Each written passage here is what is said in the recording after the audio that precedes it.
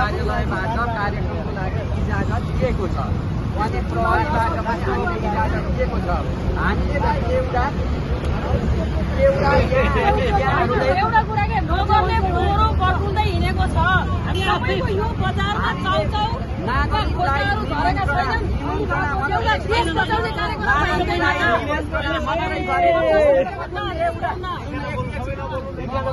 नागरिकलाई निमन्त्रणा मात्रै गरेको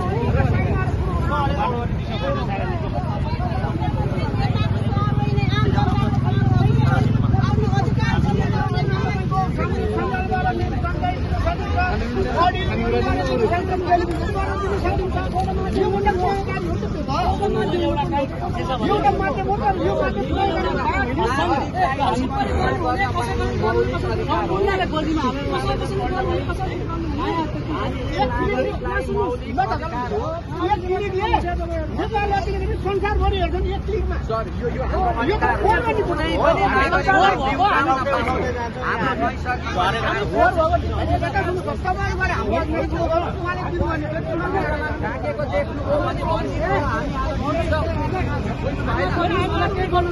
नागरिकका भनाइहरू आवाजहरूलाई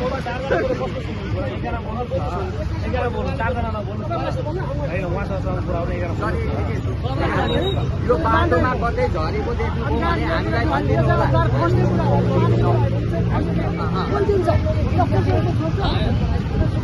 जनताका आवाजहरूलाई हामीले संप्रेषण गरेको छ। हामीले जनतालाई निमन्त्रणा दिएको छ। यसबारे हाम्रो उद्देश्य पनि छैन। हामी हजुर यहाँबाट नि हामी यस्तो जान्छौँ। जति भुइँमा झरेको हामी यी बसेर बाँच्छौँ सर। कसैले झारेछ भने हामी सफा गर्छौँ। हामी टिप्छौँ। हामी टिपेर